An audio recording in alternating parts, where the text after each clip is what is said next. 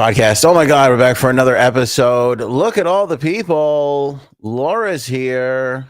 Everybody's happy to see her. So is Mercury. Robin's in the house. Christella. Oh my goodness. Nice to see everybody in the live chat. Just amazing. Amazing. We've got a huge jam-packed show for you. Bad news off the start. Rest in peace, Michelle Trachtenberg. She passed away earlier today. The actress was 39 years old. Very, very sad. If you're just catching up with the day's news, we'll share all the details with you on that. Fascinating little piece here from a former CBS anchor who totally flipped on the mainstream media and kind of was just bearing all. This is a really interesting story from Miss Herridge, Catherine Herridge, former CBS journalist, kind of giving her tell-all behind-the-scenes look on what happened to her because she got axed from CBS about a year ago. And she goes into pretty crazy detail on what happened to her and how, you know, her bosses kind of held her back from telling everybody the truth. Baldwins came out on TLC. We've got a review for you here. This is, I'm going to hate that segment because I'm going to have to shit on somebody that I actually quite enjoy, Alec Baldwin. Brian Laundrie's sister is speaking out. She's getting some hate these days. The gold card and the alien head. Oh my God. The gold card, the alien head, Brian Laundrie's sister, the Baldwins. What more do you want out of a podcast?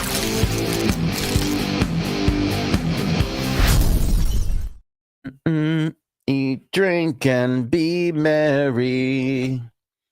Them Baldwins.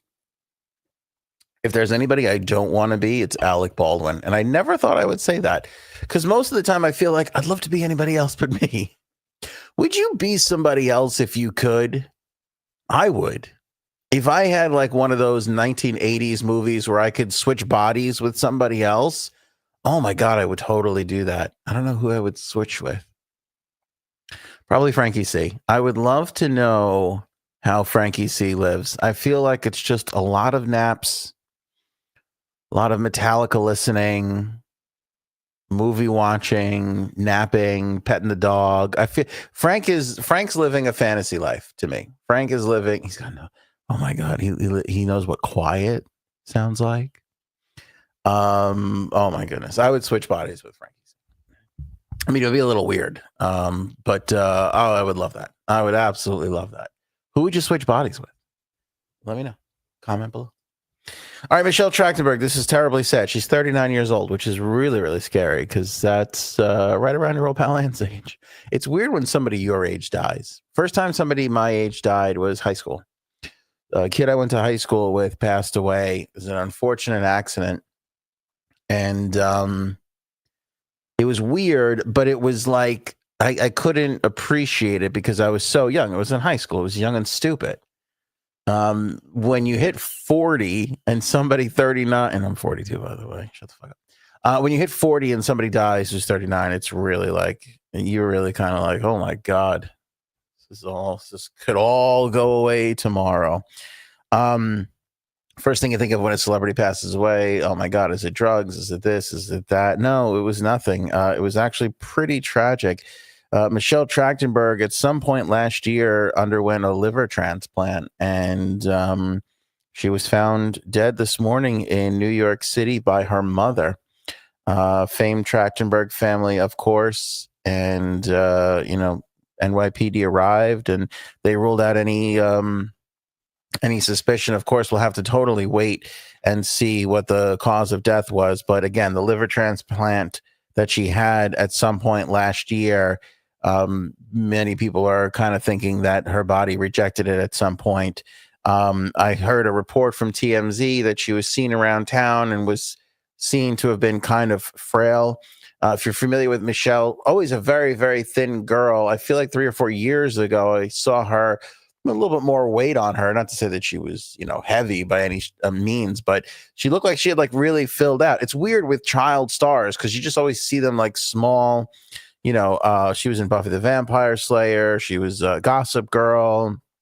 I absolutely loved her in Euro Trip. That was one of those fun little movies, and it was kind of cool to see her appear in that film. I thought she was great in that. That whole cast was good. The Matt Damon, cameo is always a lot of fun in that film. So you kind of like vision these people one way, and she was super, super thin in Eurotrip. So kind of see her filling out a little bit years later. And then again, like I said, that TMZ report that said that she was like a little frail looking. They also said that she was out as early as or as recent as last Thursday. So within a week, she had been out, and then, unfortunately found dead by her mother this morning. The NYPD confirmed she was found unconscious and unresponsive by the police and pronounced dead by EMS workers. They responded to a building in New York City after a 911 call reporting a woman experiencing cardiac arrest. Again, her death is not being deemed suspicious, and the city medical examiner will determine the actual cause. But when you hear she had a liver transplant and then she suddenly passes, and of course that she was having some complications with it, what else could it be? Seems like all signs are pointing to that. So kind of sad. 96 was Harriet the Spy. That was like her first big breakout role. And now to be talking about her death in 2025 seems really, really strange and bizarre. This seems like one of those things where, again, not a megastar by any stretch of the imagination, but people really seem to love her. The outpouring of support and remorse and sadness it kind of took me off guard a little bit. Again, I loved her in Eurotrip. She certainly was unbelievable. And it's kind of sad, when they go so young like that. Liver transplant, Jesus. So rest in peace, Michelle Trachtenberg. We'll follow this story if anything else should come about. But certainly sad news to start the podcast off with. Let's go over to this other story that I teased at the beginning here. And, this is for my friends, especially on the right, that do not like the mainstream media, for my friends on the left who also don't like it. Catherine Herridge was fired from CBS News. She was a reporter, and she was fired last year. And just earlier today, she posted on X, exactly 1 year ago, CBS News returned my investigative reporting files. And she shared the photograph, which I'll put up for you guys right now. She shared the photograph on X, and it's a little like, but we'd heard this story. I feel like we might have even discussed this story a little bit when it happened, when she was fired at the time. But to see, the physical evidence of what it was is like crazy to me. Let me bring this up for everybody so you guys can see what we're talking about here.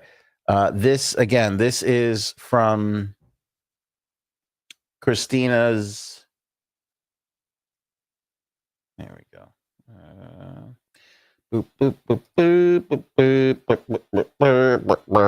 Okay, this is from Christina's. This is from Catherine Herridge, her X account. She says, exactly 1 year ago, CBS News returned my investigative reporting files. Today, I'm releasing photos of the records for the first time so you can see the sheer volume involved. 4 large moving boxes weighing over 100 pounds. SAG-AFTRA immediately stood up for journalism when CBS News executives seized my reporting files, including confidential source information, after my job as senior investigative correspondent was terminated, citing cost cutting. At the time, a Paramount lawyer pushed back, insisting CBS acted to secure and protect the material in Ms. Herridge's office. The lawyer went further, arguing the files were run-of-the-mill work product. My records included sensitive reporting about COVID-19 origins, Hunter Biden, and the Trump Mar-a-Lago documents, among others. In April, I testified before Congress that the seizure of my reporting files was a journalistic rape and an attack on investigative journalism. Without SAG-AFTRA, my files would never have been returned. Thank you, SAG-AFTRA, for standing up for free speech and for free press. Thank you, Jonathan Turley, whose reporting informed the public discussion and scrutiny of CBS News actions. I hope no investigative reporter has to suffer a similar injustice in the future. And she put those photos of the boxes. And as you can see there, that is a lot of files and a lot of investigative reporting going on here. I mean, that is a ton of information that was held back. And again, she hit on all the big points, right? These are all the things that we constantly discuss and talk about. COVID-19, that Hunter Biden laptop, the Trump Mar-a-Lago stuff. She doesn't go into details on anything else, but this is the kind of stuff that we were going through a couple of years ago, which is, again, why I feel like more than ever we're seeing that backlash and that swing, that pendulum swinging, as it tends to do, and as it always tends to do, a little too far, right? It never exactly swings to the middle. It kind of just swings extremely in the other direction from whence it came. And, we're seeing that also from the Washington Post. Jeff Bezos today wrote a piece. I shouldn't say wrote a piece. He wrote an email, and I think he released it as well, too, to the Washington Post staff. And in that communication, he explained a shift in the Washington Post's opinion focus. Jeff Bezos, here, I'll bring this up for you guys so you can see it. Why not? We got the technology here. Oh, and look who it is. Look who decided to join us. If it isn't J-Sabs, fighter of free speech. Oh, yeah. Independent thinker. Cannot be swayed by mainstream media as much as she can't seem to figure out a way to pay for a salad. Ladies and gentlemen, J-Sabs is here. I think we're going to say swayed by Frank because he so wants to sway me. You know that. No, I disagree. He doesn't give a shit what you think. I think anyone who hates Trump, anyone who doesn't hate Trump as much as him, he wants to have them join his forces. Yes. Well, I mean, anybody who's on that. No, anybody who's on one side wants to convince other people to join their side. Sure. You do? You would? See, now I don't feel that way. No, I don't give a shit. I'm saying anybody who's on one side of an argument wants other people. Like, I'm an Islander fan. You don't think I want our Ranger fan friends to join my side? Of course I do. You could look. Yeah, well, it's never going to happen. But like, I would much rather switch people's hockey affinities than their political opinions. Oh, yeah. Which I, by the way, don't think you can really do either.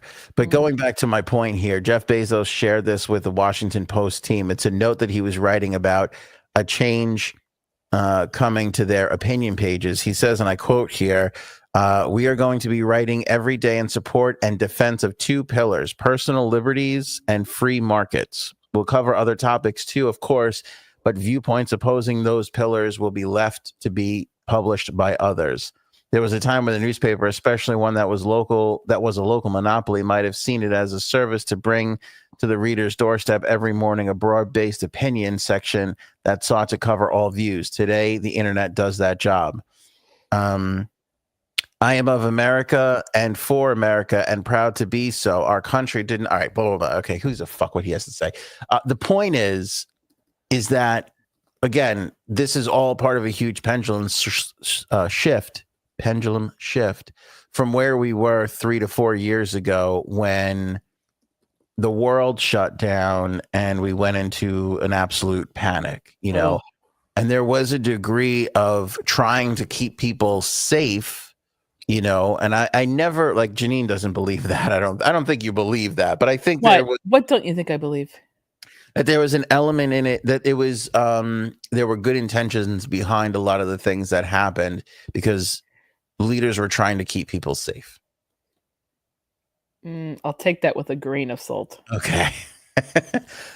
But I believe that to be true. And I also believe that as we got into 21, 22. Whoa. I have to stop you right there. How much do you think that they tried, like, percentage-wise?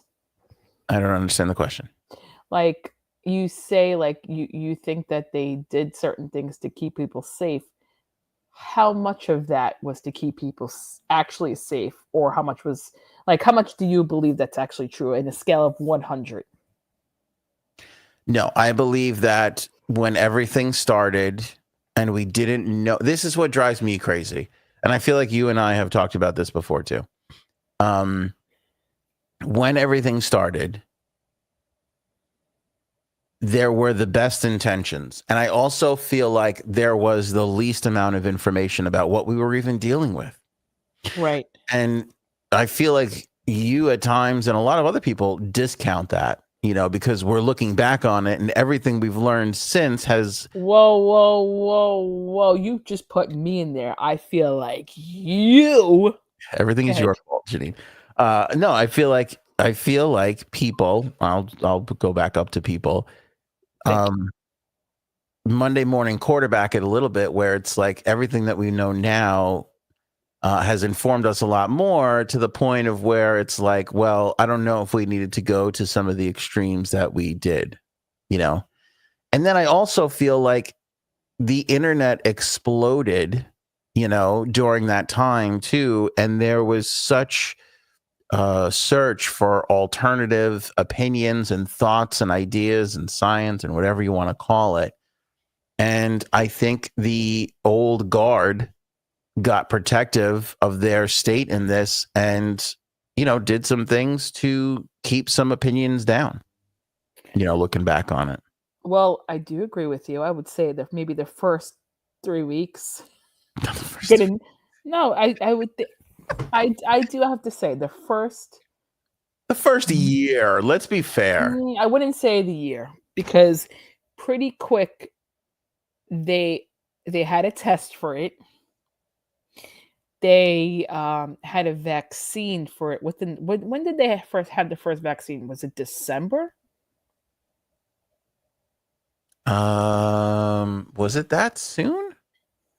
I believe so. You just still think this is all a huge conspiracy theory, don't you? You still do. You think somebody put this out there to make money? You don't think that it was let out intentionally? You don't think it was made in a lab and let out intentionally? I don't know. I can't say it wasn't, because because it was in China and we just don't know anything. They won't share any information. Right, which is fishy. But let's talk about that for a second.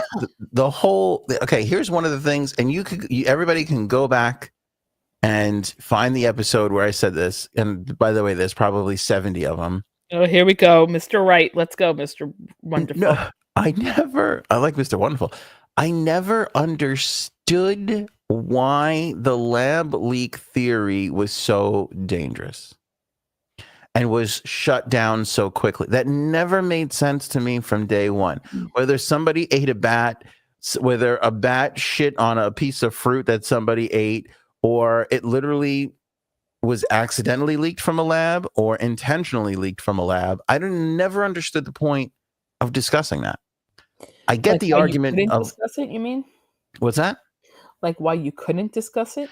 Like it was openly shut down. I'll tell you why. Mainstream media. And, the only thing I think of is people were afraid that they were going to start beating up Chinese people. That's the only thing. I was just going to say race. People thought that was racist. It's not racist if it's true. We're not saying Chinese people did this. We're saying it happened in China, which it's a fact. Which I never understood. I mean, I get it that people would make that leap. But again, like to me, like, okay, we all were here after 9/11, right? I guess we can kiss monetization for this episode goodbye. We've hit all the keywords: lab leak, COVID, 9/11. Conspiracy theory, go ahead. Yeah, I remember, and again, Jeannie and I came from a rough neighborhood. But I remember being in our neighborhood, close to our neighborhood. Actually, it was like literally right in between our neighborhood. on 9/11 and watching some guy scream at an Indian cab driver, or a Middle Eastern cab driver, I should say, in front of me on 9/11. And this was like before we knew. I remember this because I remember thinking, how did he know? I mean, I remember Osama bin Laden's name getting thrown around that day, but to me, it was just so fast. It happened so. Well, I actually had the exact opposite, and I wonder if you just said that just to get some airtime. No, I'm kidding. I What do wanted to see if when we were coming back from the city that day, there was a Middle Eastern cab driver who was celebrating in his car. Oh, is I that right? I can clearly, I'm not making this up. I swear on my cat because that's the only thing I like. I don't mean my cat. I don't mean my kitty, but my cat. Ouch. I hope the roommate's not listening. Go ahead. And I can remember as clear as day him in his cab, like just going crazy, being so happy. And I was like, what? And I didn't know at the time. I didn't know what that actually, like, why he did that. But I was like, why is this guy celebrating? And then it all came to. Didn't Donald Trump say the same thing? This sounds like a Donald Trump story. No, I swear to God, this really did happen. Can anybody back me up here? I feel I like wonder if my brother remembers this because he was there with me. I remember your brother had his penis out at the time. That's just a safe assumption based on knowing your brother. I mean, Did he say to the celebrating Middle Eastern man, I think I sat in gum? Look at us tripping over the same joke. Christella can confirm you stole this story from Trump. There you go. I swear to God, I did not. I swear to. Then he must. Maybe it was the same cabbie. I believe you. I remember you telling me that story right after you got the gig hosting that television show on NBC called The Apprentice. Wasn't that right around? Oh God, that's really funny.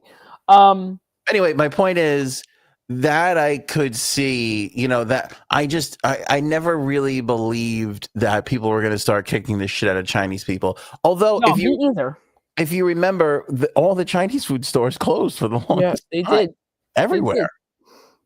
Which I never really got that either. Right. But. Like I'm not gonna blame them. Like I'm not gonna blame people in Chinatown. No, I don't think most people would. Listen, some people, of course, there's 365 million people. You're going to come across 100,000 assholes in that crowd. Exactly. But like that wouldn't even make sense. First of all, if anything, I would think that someone from here paid them to do it. But that's a whole nother. Now we're definitely being monetized. Wait, somebody from America paid them to do it? You never know. Because look how much money. Well, look how much money they made off the vaccines.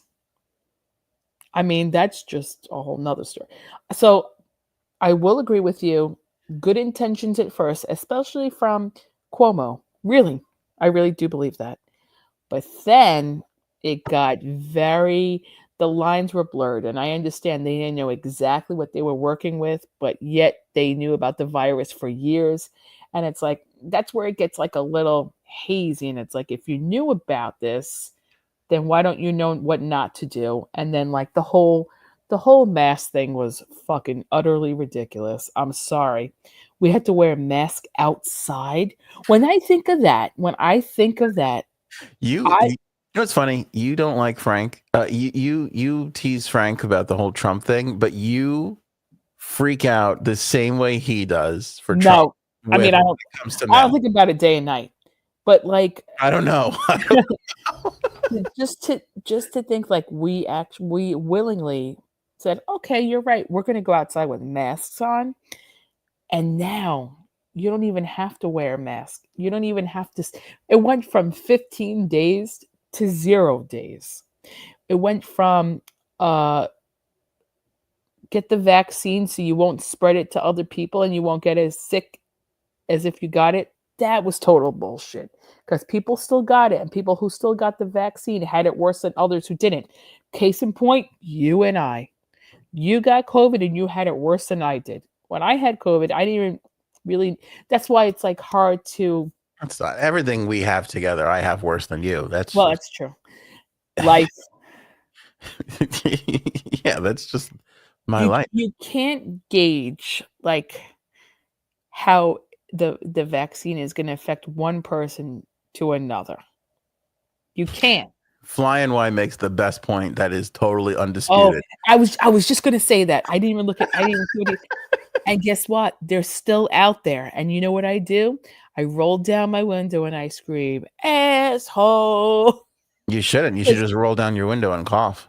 What are you doing? What are you doing? You're by yourself. What do you think is going to happen? Yeah. Well, I mean, again, I don't. We don't need to rehash all of these things. Everybody But knows you how have we. to agree with me that there was a lot of stuff. I mean, even the whole thing about Mask and Fauci and that how all of that shit came out after how many years? No, I know, but they didn't. Right, you're talking about when he said you don't need to wear a mask, and then he Yep. said you do. Yeah, but Yep. they didn't know. I don't know why he ever said that because, again, when you go back to the flu of 1919, they all were wearing masks. That was the only. You had to do something to try and Right. run interference on those germs flying across rooms. Mhm. So that wasn't a new thing. That had been an old thing. I never understood why people went back and forth on that. But again, you're talking about a whole bunch of people that were out there doing, including Donald Trump, that were out there doing the best they And he could. really did. He really did. He got the vaccine himself. But like I really do think Andrew Cuomo was trying to do the best he could, even with or without his nipple rings. Hopefully, I believe with. He could be our But next mayor. He seems like he's gearing up for a mayoral run right. here. But like a lot of stuff I don't trust. I just don't. I the thing that just gets me is like I'm gonna say it again, wearing a mask outside. What the fuck were we thinking? We listened to that. The rest of the world was like, ha ha, ha, wearing a mask outside. Come No, I on. don't think the rest of the world was like that. Oh, I think so. Oh no, I don't. You think you're great? You're angry because you did it. I did it the first time, and then I was like, why am I wearing a mask outside if they're saying to get fresh air? I think What? This doesn't make sense. again, my feeling is we have to give everybody a little bit of a pass here, even ourselves, because it's like nobody knew we were in the middle of it, going through it. Right. But again, the fact that here's what I'm saying. I understand what you're saying. We are agreeing and disagreeing on some areas.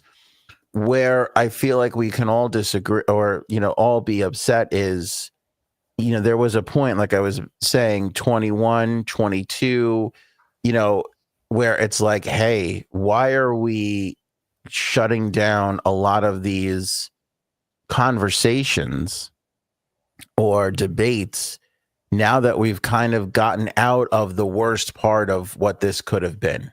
Right. And you go back and you look at some of those like people investigating the origin stories of COVID. You go back to the Hunter Biden laptop, like all this stuff. It's like, okay, I understand you don't know if it's Russian disinformation. Then you had all those Mm. people talking about they signed affidavits and this and that. We got fucked over a little bit on some of these things, but this reporter who we're talking about, it's like she got fired a while after that stuff, and they took her work from her Yep. to Well, continue to censor these stories. well, that's my whole point. That's my next point. The whole thing with Facebook and Mark Zuckerberg, and if you listen to his interview with Joe Rogan and how he was told you have to get stuff off social media, I have to get stuff off Facebook saying anything bad, anything negative about the vaccine, any side effect. You cannot write any side effect. You have to delete that. Why is that? Why is that? And you know Yeah. what? He said he was fed up because he said, like I created this and now they're telling me what to censor. And it made him really rethink. If you watch that interview, it's very good because he was like, he never thought that way. And then when it started to happen to him, he's like, whoa, hold on a minute. Why is the government telling me that I can't write this? Well, again, I agree with you in principle, but here's my one caveat there. When was that? Because again, if it's in the first 6 to 8 months, even year, I understand there's also a responsibility. Here's what we're talking about.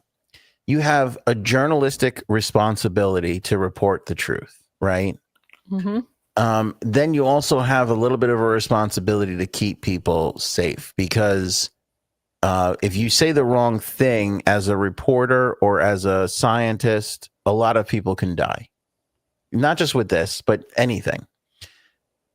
And you have during this time an emergence of the internet and the sleuth internet reporters out there that didn't have any sort of journal. They didn't need two sources. They didn't need to confirm these things. They just were saying whatever they wanted without any sort of scientific research, evidence, or backup. So in response to that, the government went out to media, social media, mainstream, traditional, and asked for their help. So initially, I don't mind it, because especially we knew the side effects of that vaccine from day one. That was plain to see for they never hid that from us. They tried to. That's the whole thing. They did. Well, they didn't. When they discovered that it wouldn't prevent it being spread, but that it would only lessen your symptoms, they held back on that because at that point there was so much backlash over it that they didn't want to go back in the other direction, right? So I get Zuckerberg saying that, but it's like, when were you told that? Because again, there was a time where it's like, holy shit, this is bad. Lots of people are dying, and we needed a way out of it. And the vaccine was one of those things that was a way out of it. And the opposition had become so vast that they couldn't get to a point where it was like, okay, there are some issues, but for the most part, I think you guys still need to do this to stay safe and blah, blah, blah, and so on and so forth. Like in New York, like, okay, if you get the vaccine, you could get a Big Mac and fries. Yeah, remember that? They were giving out freebies. Free Big Mac and fries. And it's like, come on. It was the same. Remember, wash your hands for 30 seconds. And then we found out that had nothing to do with it. I mean, there was a lot of wrong things that we discovered over time. But here's the problem. And again, I think this all starts with good intentions, and you tell me if you disagree.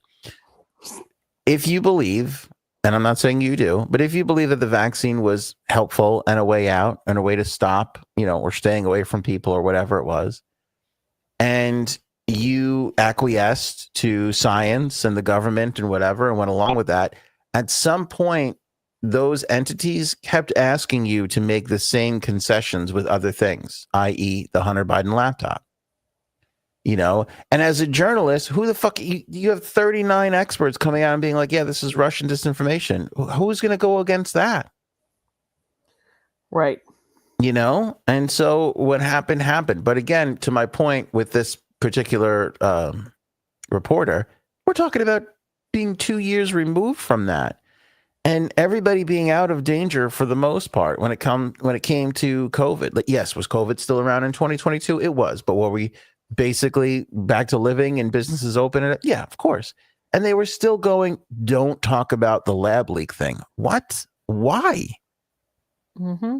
All the Chinese food places had opened again. People were like, whatever. Again, I don't think that they're giving common sense people, Americans, enough credit to go, this wasn't every Chinese person that lives in my neighborhood. This was the Chinese government, like you said before.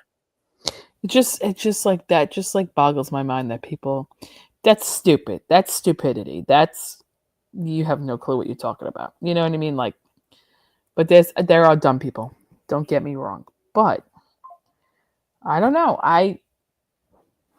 I'm glad I never got it.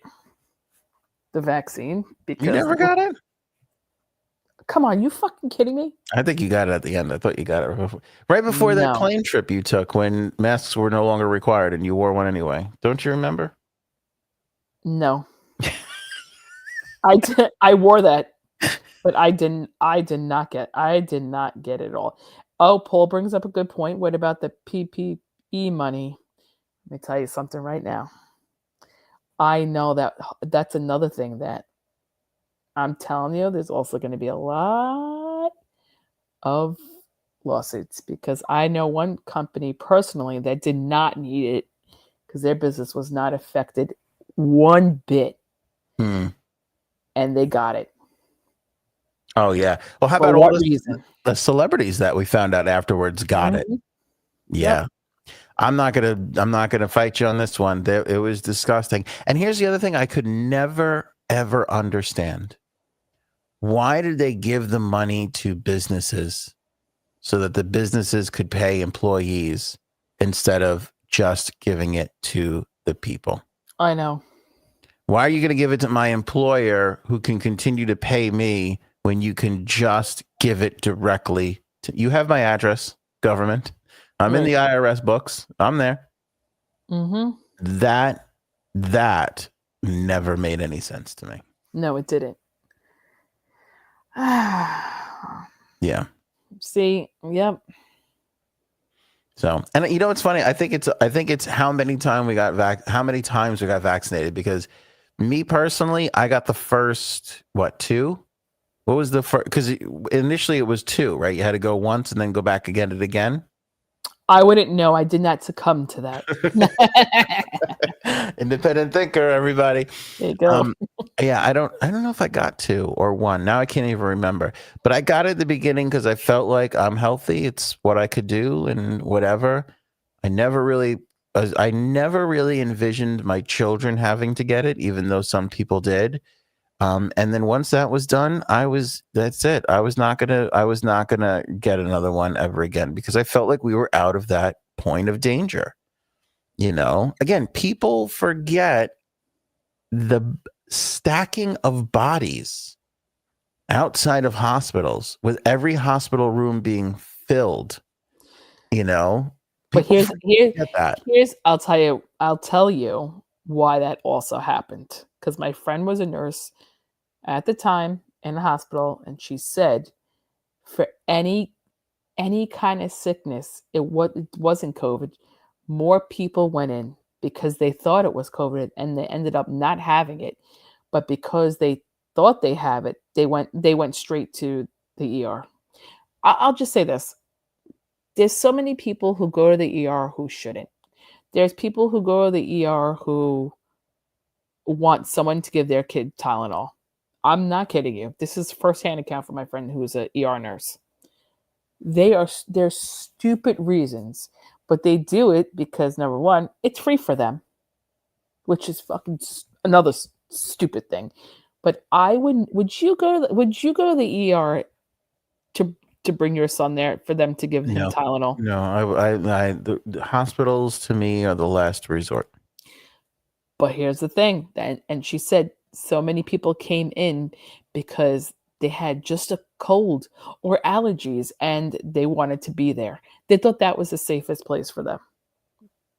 They wanted to be there, or they were afraid that they had it and they wanted to make sure that they were okay?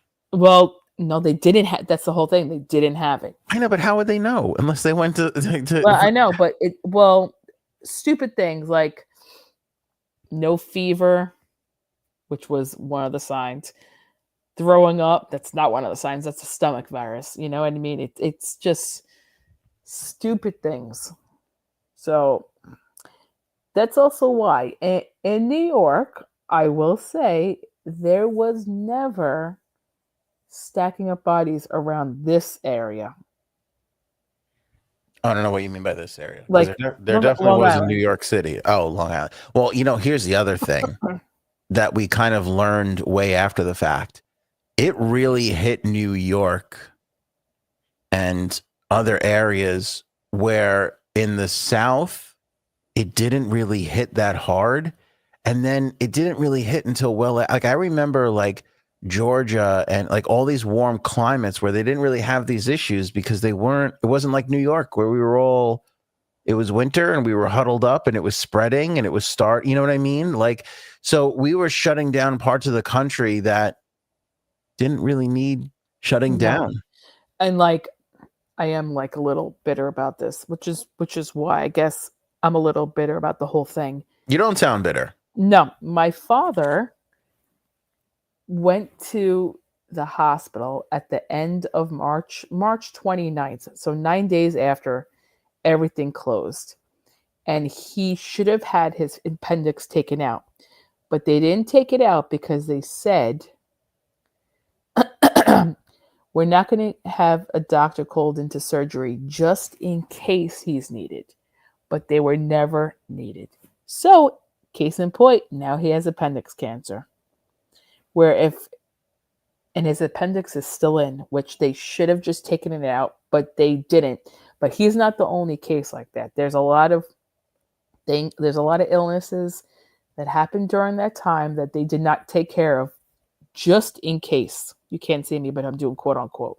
And so many people got fucked because of that. They really did. So it's messed up. Did he go back like right after, or was it like 3 years and he just didn't go back, or they wouldn't? I mean, what they do now, they do treat appendicitis with, believe it or not, antibiotics. And so he was there for 2 days, got sent home with antibiotics. They called him 2 weeks after. He had no more pain actually after 2 days. And that was it. And they said, you're good to go.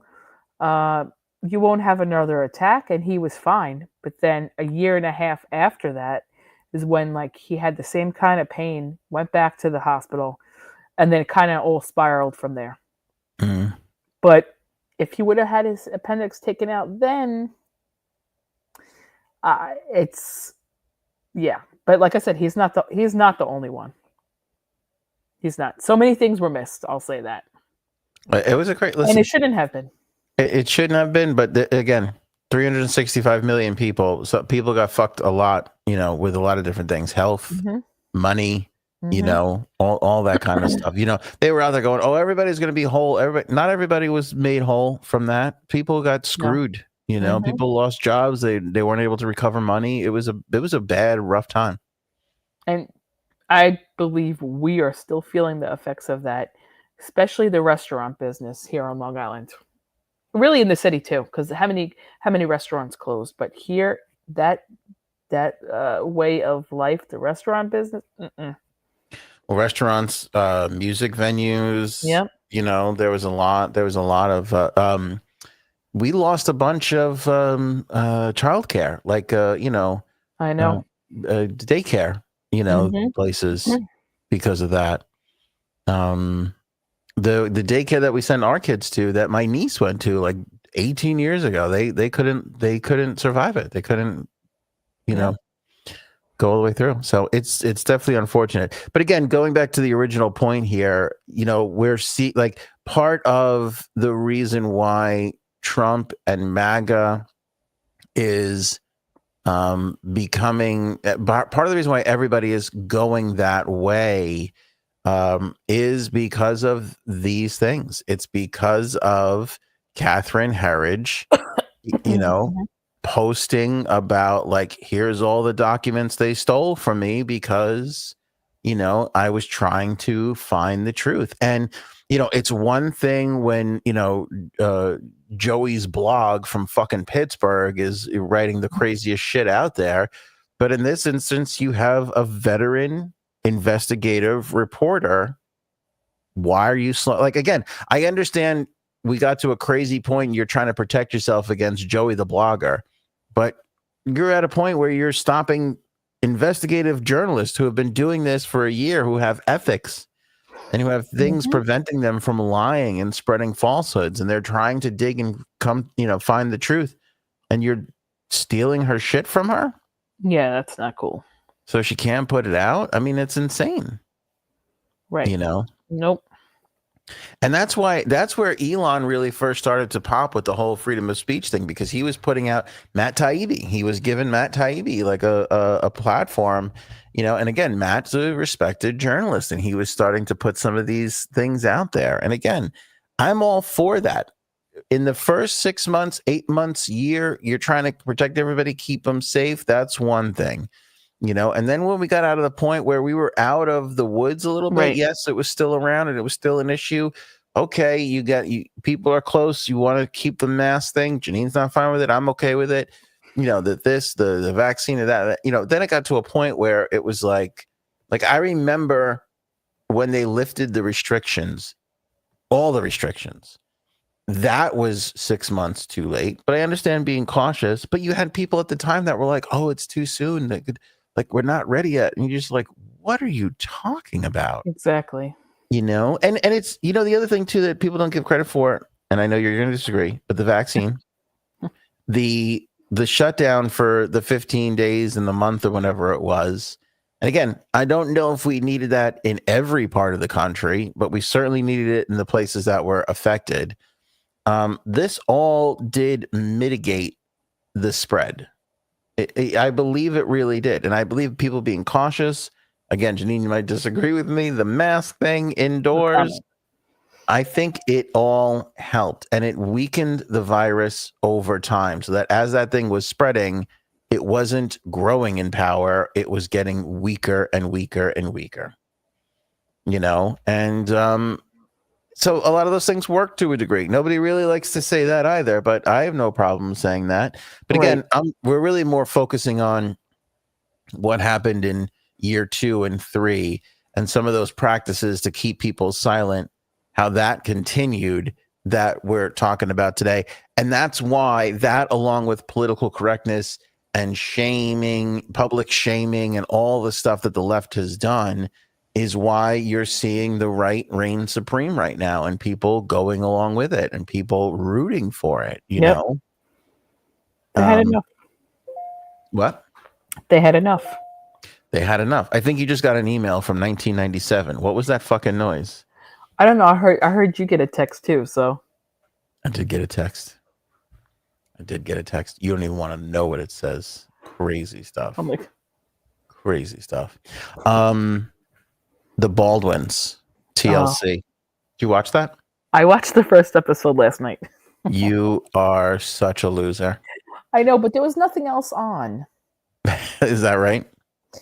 Well, we have our shows that we watch together, so there was nothing else. So I was like, eh. What are your shows? Give me 2 shows that you guys are watching right now. Paradise. I don't know what that is. Yes, you do. Nope. Give me another one. I don't care. I already don't care what it is. Hold on a minute. You can't remember. You're trying to look shit up. I am. What's the other show we're watching right now? Oh no, we just watched the 2nd season of The Night Agent. The Night Agent? What channel is that on? Oh, that's good. It's on Netflix. Okay. All right, I gotta look that up. I didn't see that one. And then,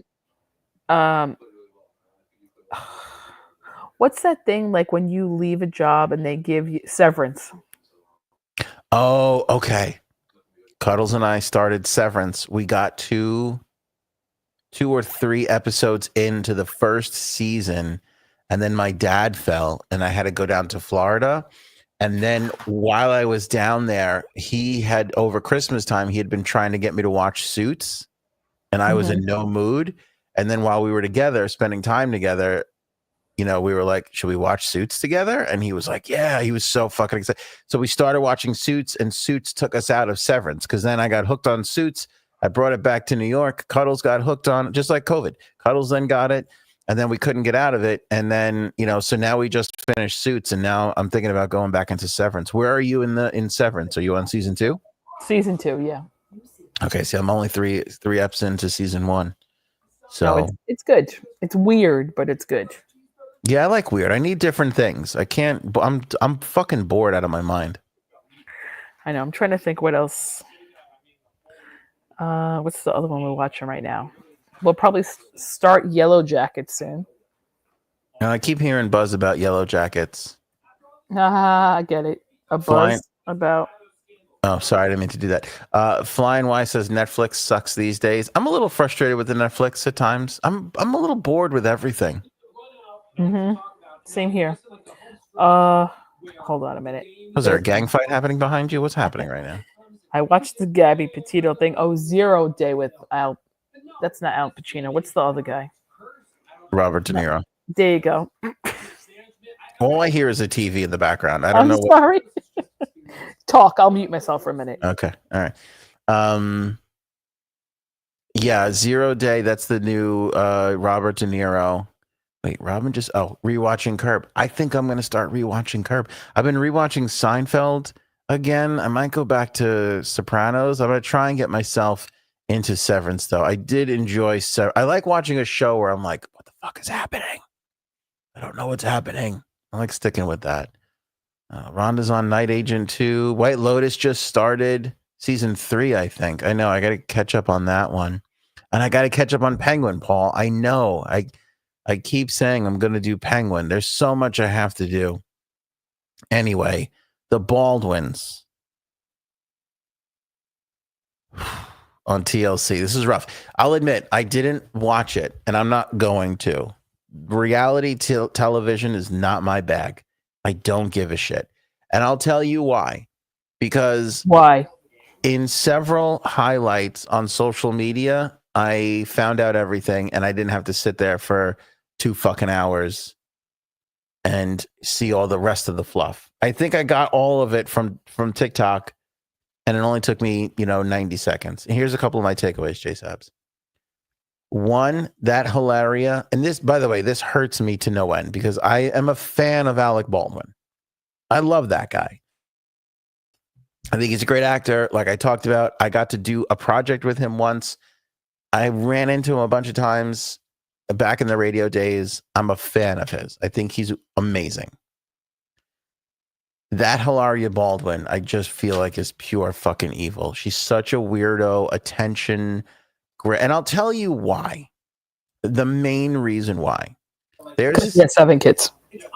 Well, that. But there's a scene where Alec Baldwin goes, I'm allergic to cats. And she went out and bought 4 cats. What kind of an evil person does that? I mean... Oh, wait, did you do that? No, your husband's not allergic to cats, is he? No, he's not. He's not. Oh, okay. You scared me there. I thought I was insulting you. I just think that that's such a weirdo thing to do. Like, because nobody needs cats. Okay? Nobody needs a cat in their life. Excuse me? You don't. You need a person. And if you have a human and they're like, hey, I'm allergic to this thing, you don't go out the next day and buy 4 of them. That is just the biggest dick move I can think of. And what made it worse was she was laughing about it when they were recapping it in the show. Like, why would you do that? Why would you do that?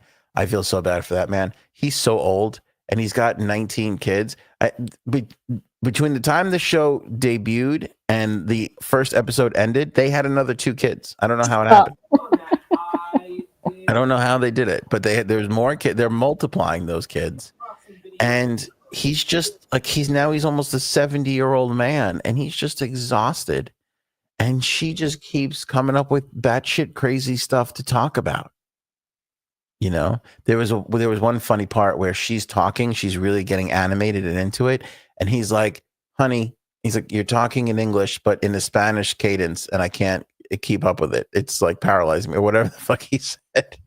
But I'm just like, she's getting animated. That doesn't have anything to do with I'm like, she's talking in English, but he's so fucking tired and exhausted and getting hit with things from children and his nose is running from the cats that he's just like, he can't keep track of when she's speaking English to him. But she's fucking crazy. I never forgot her making up the whole accent thing. And she was born in Boston and not, I forget, Spain or wherever she claims to have come from, all that stuff. I'm trying to think, was there anything else in that episode that was just crazy? I feel bad for him on the death of that woman. Like, that's really kind of I felt bad when he found out. Oh, I felt so bad. He really was really upset. He really was. You could tell he felt really bad. Yeah. Are you talking? Did they show the footage? I think they showed the footage of him in the room, in the interrogation room. Right?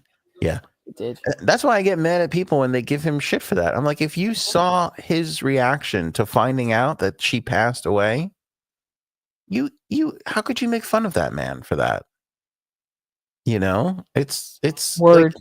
it's terrible. Like it was a terrible accident. You know, it was just a terrible accident.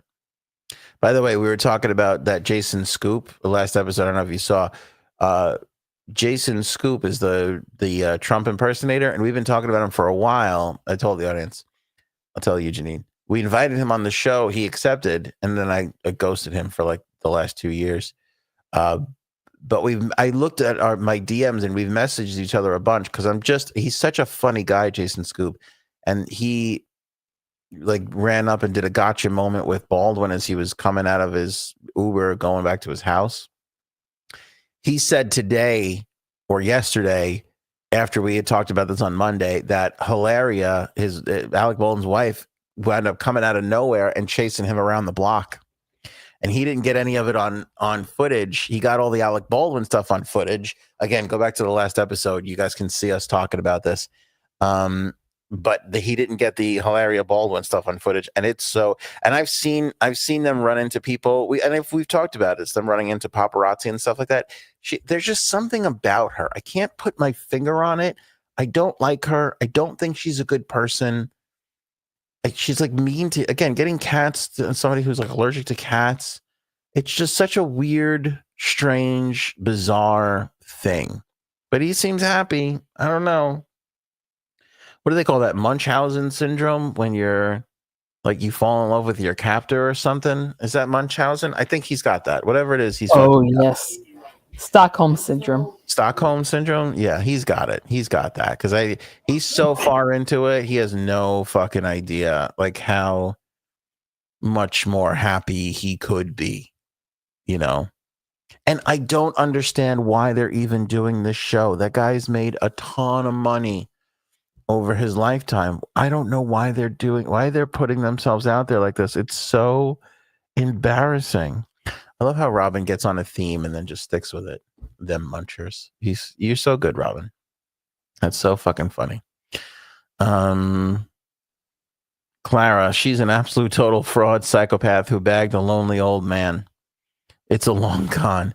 Yeah, there's a little truth to that. Like I remember they met right around the time that I got to do that project with him.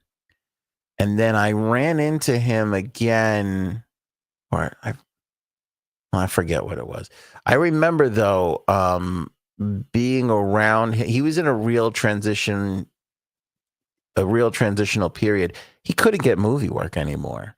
He'd kind of fallen out of favor, and that's him and his daughter, Ireland. They had a whole fucked up thing. Remember, he was screaming at her. He called her a fat pig, I think, or something like that. And he was just in a really bad state. And he wound up taking that TV show, and that TV show kind of saved him, put him back on the map, got people liking him again. He was actually really good in that. 30 Rock. Yeah, husband likes that show a lot. Yeah. In fact, I have to go watch a show with him. He's giving me eyes. Go ahead. You've done a great job. And he just took his pee out. Okay, bye. Okay. All right, join Jay Sabs on her OnlyFans for the second part of this Exactly. This episode. Yeah, and that kind of revived him a little bit. And yes, 30 Rock saved him after the pig voicemail. And so he kind of took off from there. But he met her right around that time when he was on 30 Rock. So I think that was all part of it. And he even says in I saw a clip, he goes, I thought we were going to stop at 4 kids. And then they have 7, I think, or 14. Feels like 47. Like I said, I kept thinking I saw people multiplying there at some point. It was a little nutty for a little while there. I feel for them. I'm sure we're going to talk about this again because it's like watching a car crash. You know, it's just a lot of it is just downright embarrassing. And they talked about the prenup. Apparently she signed a prenup and whatever. I mean, it's fucking crazy shit. Just fucking crazy. I don't know why people put their lives out there just to be made fun of and get abused, you know? I think they're in therapy together, which that's nothing to be embarrassed about. Therapy is fine. But I don't know. She just seems, I don't know. I worry about that guy. He's so old and he's so fucking tired. And now there's just so many cats. It's impossible. The new, JSAP just mentioned this a second ago, but the new Gabby Petito documentary is on Netflix. So now a whole bunch of new people are discovering what happened to poor Gabby Petito, and they're starting to lash out as assholes tend to do. And they're taking on Brian Laundrie's sister, who's kind of the only Laundrie member who's living or trying to attempt to live a natural life. His parents, it's hard to get in touch with them. So people have discovered like Brian Laundrie's sister's Instagram and have started like with death threats and talking shit to her. So much so that she had to put a post out that says, and I quote here, "If you're new here and just starting to attack me today, I've been no contact with my parents for almost 2 years. Have fun," she added. Cassie Laundrie also denied telling police that Brian left Gabby at a Wyoming hotel before driving back to Florida without her, rebutting claims made in the docuseries by Suffolk County Detective Tracy Barry. Cassie said, "No one from any family contacted me until Detective Barry called me. Detective Barry gravely miscommunicated what I told her on the phone." I'm not exactly sure what she's referring to, but essentially, I think the main point of interest here is that Brian's parents protected him and let him get away with this for a little while until, of course, he was found dead. And really nobody in the public has forgiven them for that because of what they put Gabby's parents through. And so naturally, mob mentality, everybody starts to go, they find her and they start to curse and yell at her. And that's why she says, "I've been no contact with my parents," because even she knows what Brian's parents did was extraordinarily screwed up and really, badly done. I know everybody does whatever they can to protect their children, but and I can't speak to this because I have kids too. I feel like I would probably try and protect them as well, but at the same time, you're a parent, you know what it's like. I know you're trying to protect your child. At the same time, you're torturing the shit out of other people. Again, you're a parent. You should know what that's like and not want to put them through that. They could have said something. They could have, let Brian take his medicine. He would have look how it ended up anyway. The guy was dead. The kid died anyway. Would it have been better off for them to just have to visit him in prison for the rest of his life? Maybe. It's ideally not great. None of it's a great outcome, but they could have been better people about it. And Cassie, good for her. Give her credit. She's at least standing up to them and not speaking with them, which is obviously tough. She didn't do anything, right? She had no part of all of this. So that's the latest on her. But I bring it up to put it on the episode because I thought, there's probably going to be more there from her on this whole thing. Who knows if she can provide any other information, on Brian. We seem to, like last episode, we talked about that FBI file that mysteriously showed up after a little while about his erratic behavior. So it's probably some more to learn there. I miss having Frank because, we kind of brought this up and I forget who said it on the last episode. People were teasing me that I'm turning Republican and everything like that. And, all this stuff. Somebody said, "How is Frank and Aunt still friends?" And, I found that pretty interesting. And I've been saying this for a little while. Again, we talked about the Catherine Herridge thing. We talked about a lot of stuff, the way the country has voted. I'm giving the new administration an opportunity. I'm giving them a chance. I'm trying to be supportive of the country as I was for the last president, the president before that, the president before that. And again, I feel like the people have spoken and blah, blah, blah. That doesn't bar the Republicans from any sort of criticism or the president of the United States. When I feel like it's warranted, I'm going to do it. I'm going to say it.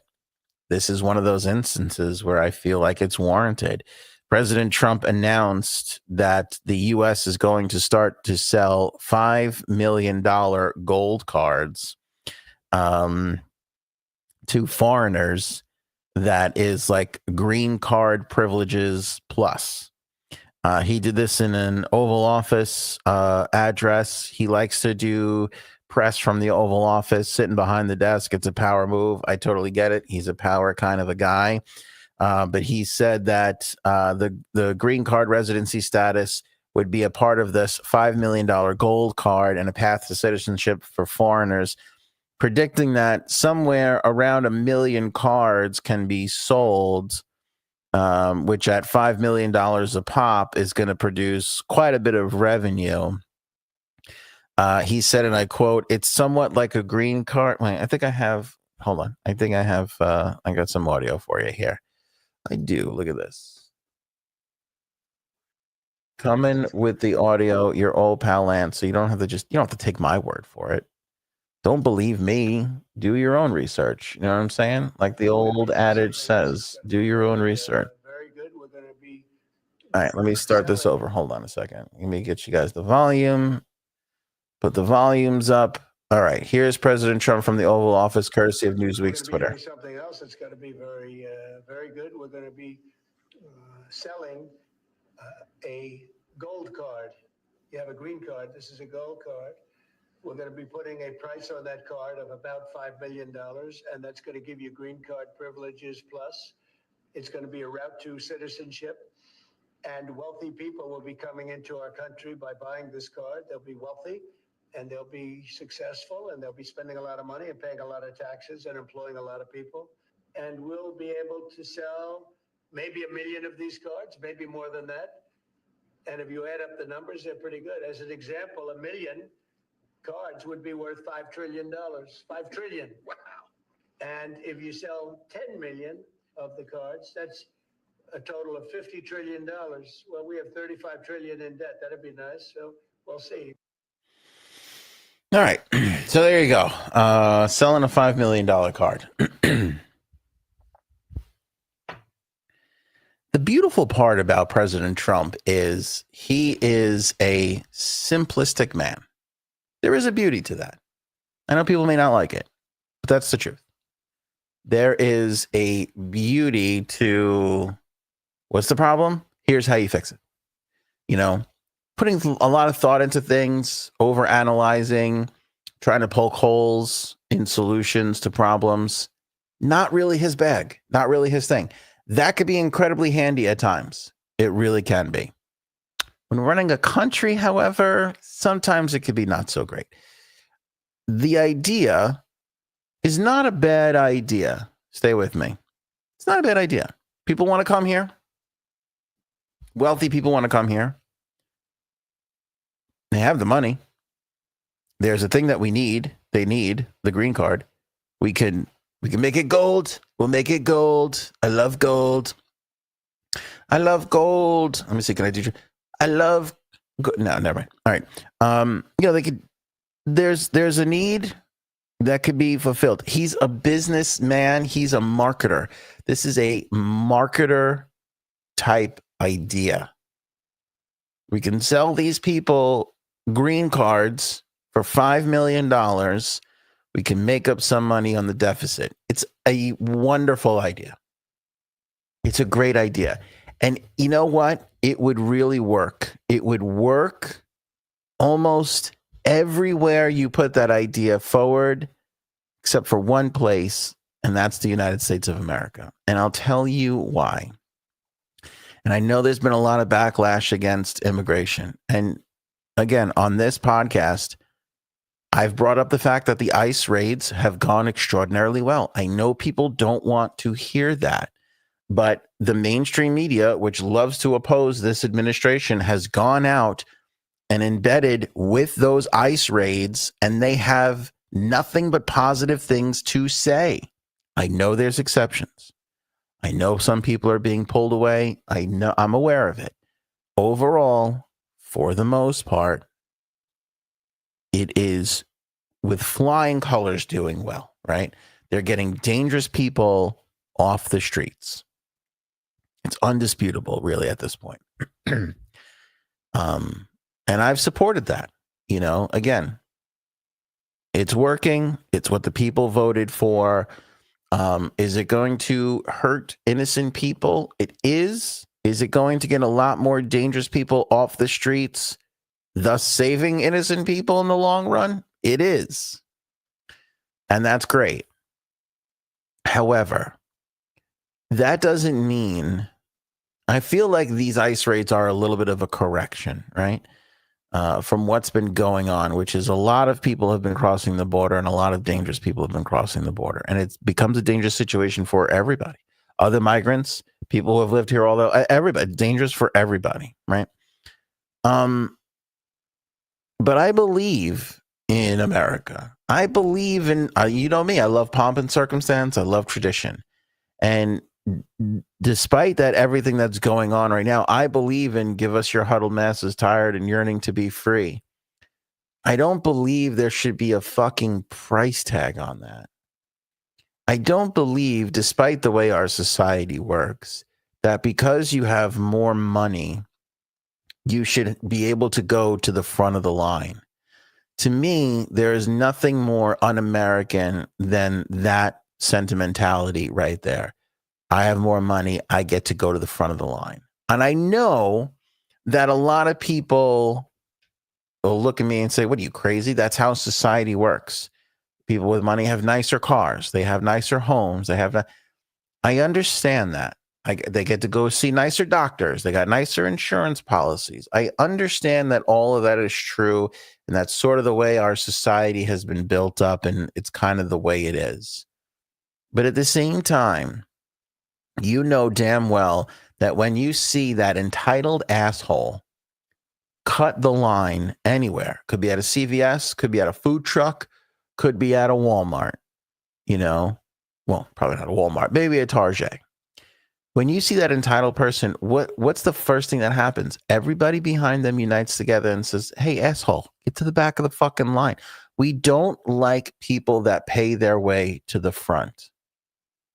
And the reason why we don't is because that's kind of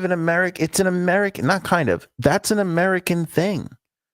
We know we're a wealthy country. We know people have money. We know status is important. We know things get you, sometimes a little bit more advantages here or there. Look at that college scandal, right? The rich people were cheating. Aunt Becky, remember?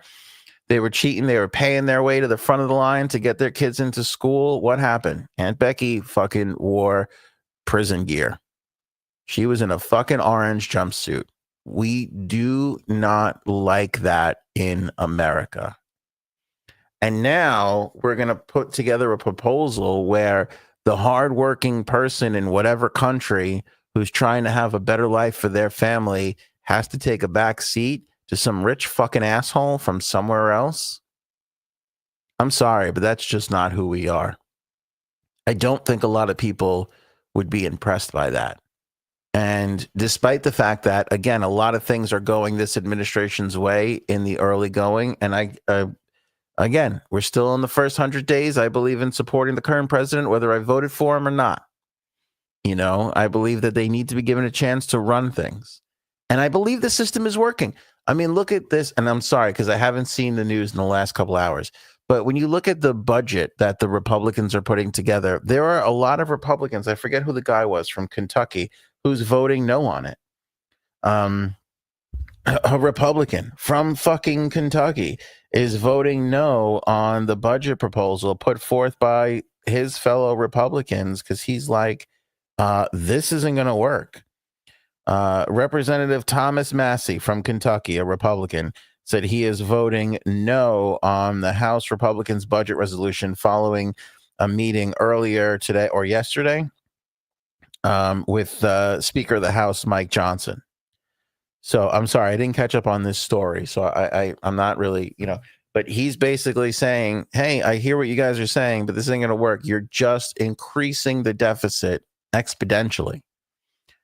And as long as he's there and other people like him, the system is working. It'll correct. They'll figure it out, so it's working.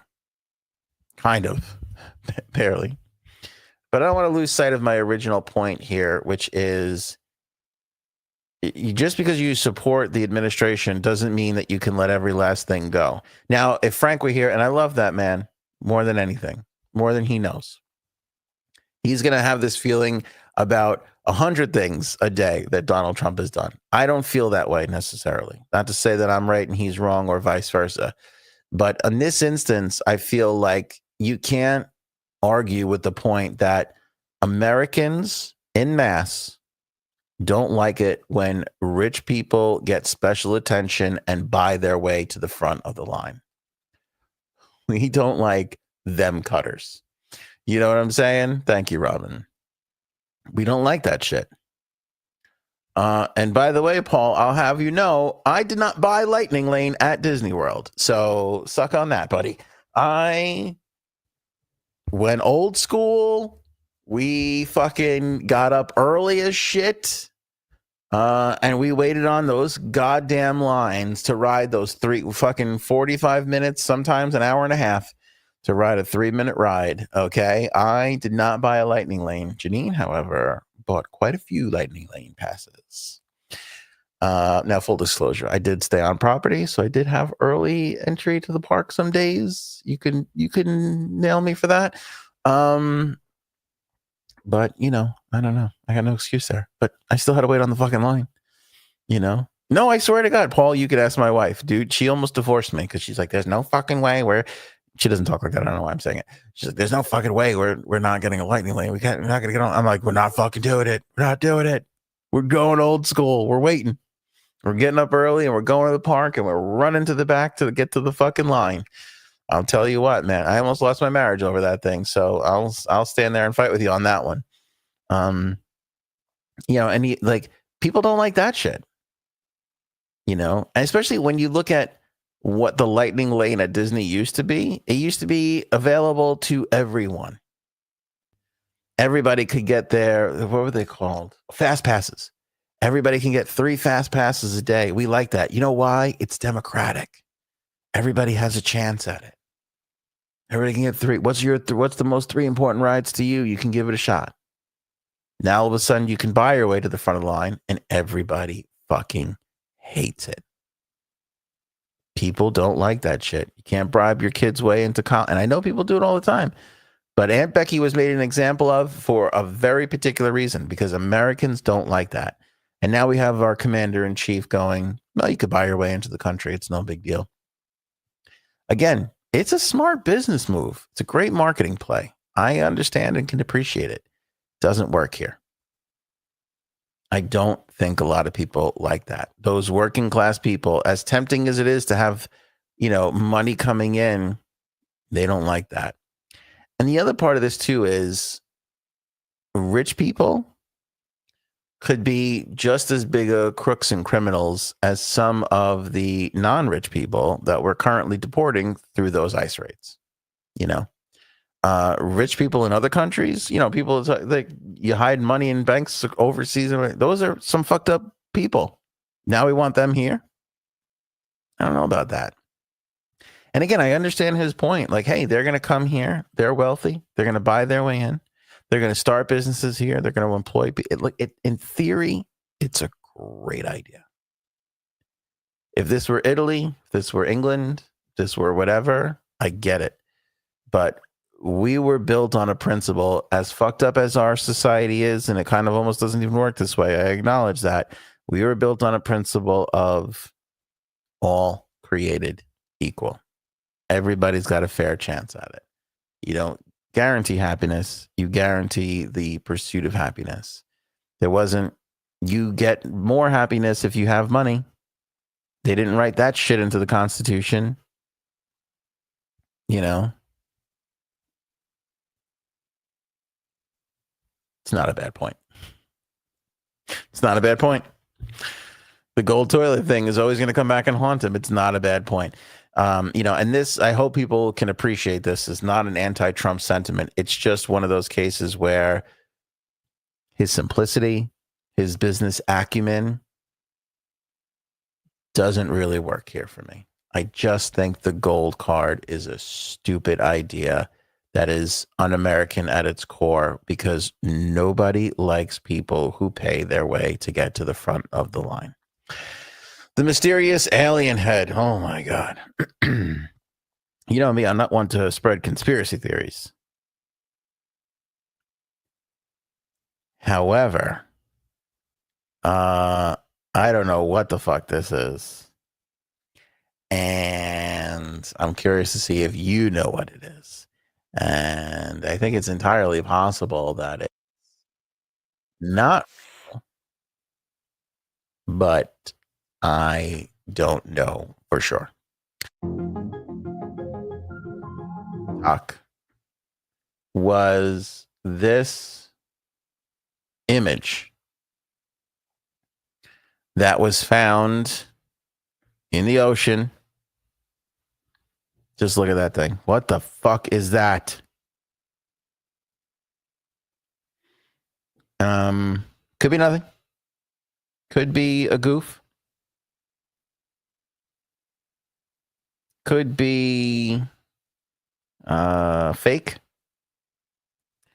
Could be a lumpfish, which a lot of people are saying it is of some sort. Most of the lumpfishes that I have seen, though, are able to fit in one's hand. That thing looks pretty big. I don't want to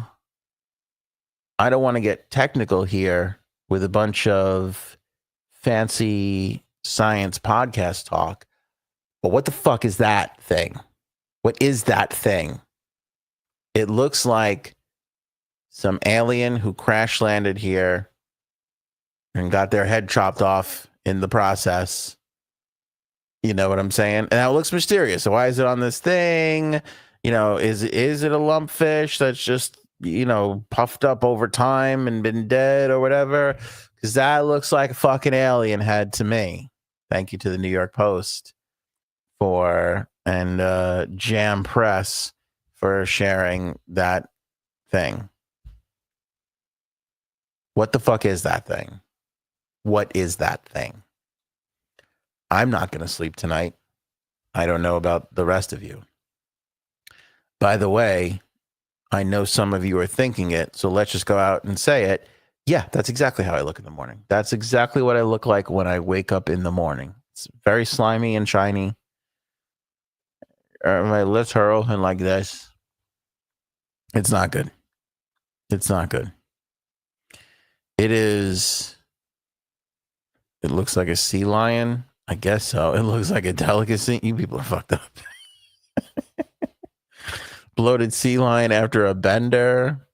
Yeah, I don't know. We don't really know much about it. There's not really much info out there about this thing right now. The like Jam Press can't found it. There's some I don't know what language this is. There's some language on it. See, look right here. I don't know if you can see right above where it says social media. You'll see it as it gets into see it right, the writing right there. There's like a little bit of writing right there.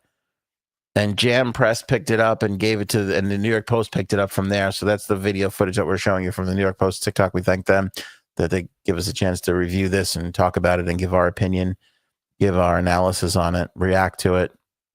I don't know what the fuck it is. It looks like there's eyes and mean eyebrows, kind of like a horn-like structure, and just a huge fucking alien brain that is scaring the shit out of me. And it's Scuba Steve. That's pretty good. Scuba Steve. I don't know what it is, but I'm not going to sleep well. I hope it doesn't have relatives. I hope it, whatever it is, I hope its cousins aren't on the ship right now, flying their way over here. That's what Mom, holy shit, Bird, you win. That's the most fucked up thing. That was more fucked up than the previous fucked up thing that I didn't put on the screen initially. I don't know why that doesn't make any sense to me. That's ouch. I'm guessing you don't like. I'm guessing you and Mom don't exchange Christmas cards anymore. Yeah, I don't know what it is. I don't. But I'll tell you what, if they find wreckage from a UFO nearby, I'm fucking leaving. I don't know where I'm going. I'm fucking leaving. Or I'm finding out where this is and finding out where the exact opposite side of the world is, and that's where I'm moving to. Because I just need to get the fuck far away from whatever the hell that is. That looks like an alien head to me. It's probably a fish. It's probably fake. But I will have nightmares after I leave you, because I will be sitting here thinking that thing is going to regenerate the rest of its body. It's going to find its lost spaceship and magically put it together with its laser beam eyes. And it's going to come and fucking tell its friends, hey, this planet's got plenty of water. You know, this planet's got some food. And it's also going to tell its friends, for $5 million, we could become U.S. citizens. All of which I'm uncomfortable with. You know, all of which I'm uncomfortable with. You think we're going to have to share the planet at some point with aliens? Feels like it's possible. Feels like at some point we're going to have to be like in negotiation with aliens to be like, hey, can we keep this, you know, like we're all arguing over Greenland right now, but we might be, you know, we might one day be saying, hey, aliens, can we live in Greenland? Just, you know, hey, it's just us humans that are left over that you didn't, you know, shoot with your phaser guns and evaporate. Is it okay with you if we live in Greenland for a little while? Can we do that? You know? I don't know. I just get the feeling that's the way we're going. God bless your heart, your soul, and your humor, Robin. 35-month member right there. That is incredible support. We couldn't do it without both of your membership support and your jokes. So thank you for both of those. Appreciate that endlessly. Thank you to all the other members. If you're not a member, well, damn it, join. Because we're going to hang. Show me potato salad. Especially when the aliens come. I'll see you guys Friday. Maybe we should go now. Game Friday with Aaron. It's going to be a lot of fun. I'll see you then.